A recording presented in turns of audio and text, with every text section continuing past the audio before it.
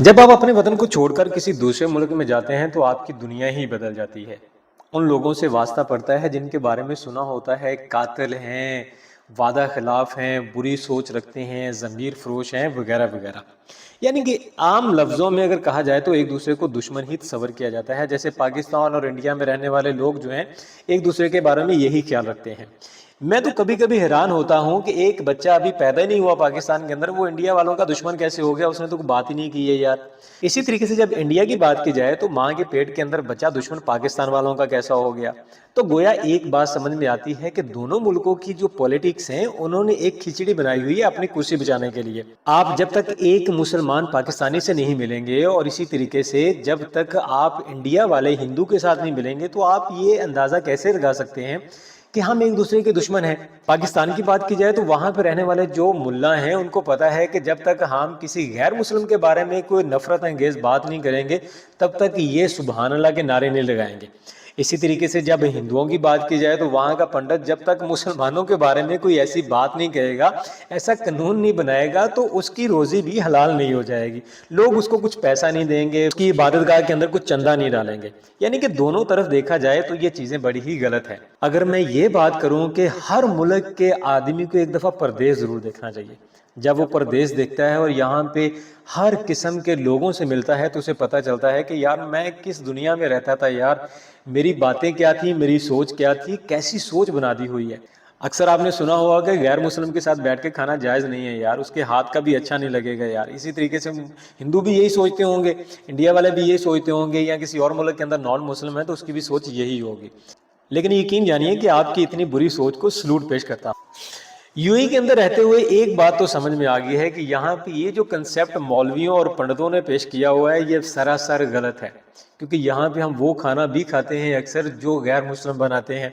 हमारे रूम के अंदर मुस्लिम और गैर मुस्लिम दोनों बैठ के एक जगह पे खाना खाते हैं, एक दूसरे की फैमिली के बारे में हाल अहवाल भी पूछते हैं, और कभी कभी तो वो काम कर जाते हैं जो हम सोचते हैं कि ये हमें करने चाहिए जो ये करते हैं। सही मायनों में एक बात करूं तो हमने उनके अंदर हमदर्दी देखी है, दोस्ताना देखा है, पाकीज़गी देखी है, वादे की पासदारी देखी है, झूठ से नफरत देखी है, धोखा दही से हमने बिल्कुल उन्हें दूर पाया है, खालिसपन उनके अंदर पाया है और हौसला अफजाई और हाथ पकड़ने का जुनून उनमें हमने देखा है। लेकिन मुसलमानों की बात की जाए तो इन सब चीज़ों से बिल्कुल ही परे हो जाते हैं अक्सर औकात। तो चंद लोगों ने हमारे दिमाग को ऐसा गुमराह किया हुआ है कि हम उन चीज़ों से, उन बातों से बाहर ही नहीं निकल पाते। चलिए अभी यूरोप की बात करते हैं। यूरोप के बारे में आपका क्या ख्याल है? नॉन मुस्लिम्स हैं, मालूम नहीं कैसे रहते होंगे, किस तरीके से बात करते होंगे। भाई उनके लिए आप अगर एक बात देखो तो उनके अंदर इंसानियत है जो हमारे मुसलमानों में भी नहीं है, हमारे पाकिस्तान के अंदर नहीं है।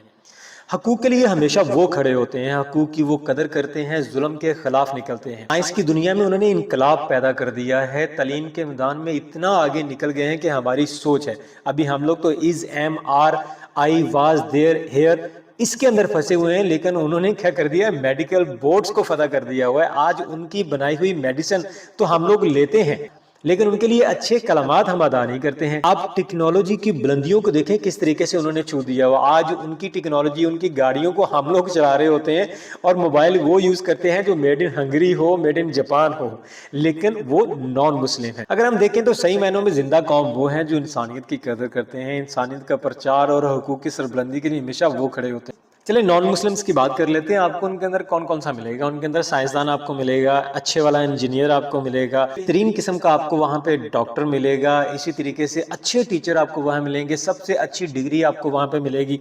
अब पाकिस्तान की बात कर लेते हैं। पाकिस्तान के अंदर आपको कौन कौन सा मिलेगा? आपको सबसे पहले तो हाजी मिलेगा, हाफिज मिलेगा, आपको काजी मिलेगा, मौलाना मिलेगा, ऐसा मुसलमान मिलेगा जिनका इंसानियत से दूर दूर तक कोई रिश्ता ही नहीं है। हम लोगों ने कुरान मजीद पढ़ा है, अहादीस पढ़ी हैं, दीनी इस्लामी बुक्स पढ़ी हैं, लेकिन सवाब की नीयत से उन्होंने तालीम ली है तो उन्हें प्रैक्टिकल लाइफ के अंदर लेके आए हैं और कामयाब हुए हैं। हमने मरने के बाद जन्नत की उम्मीद लगाई हुई है और उन लोगों ने दुनिया में रहते हुए ही जन्नत देखी हुई है। हमें सोचना होगा कि एक खास कम्युनिटी को देखकर आप कैसे पूरे मुआशरे को देख सकते हैं कि ये बहुत ही बुरे हैं। एक मौलवी के बुरा होने से पूरा मुआशरा, पूरे मौलवी कैसे बुरा हो सकते हैं? एक इंसान का कत्ल पूरी इंसानियत का कत्ल है। इसके बारे में गौर फिक्र करनी चाहिए। और मेरा कहना है कि हर मुल्क में रहने वाला आदमी एक दफ़ा परदेश में ज़रूर आए, उसे इंसानियत दिखाई देगी, اسے انسانیت کا پتہ چلے گا، اسے اپنوں کا احساس ہوگا، اپنوں کے بارے میں غور و فکر کرے گا اور ایک کامیاب بزنس مین اور ایک اچھا انسان بنے گا۔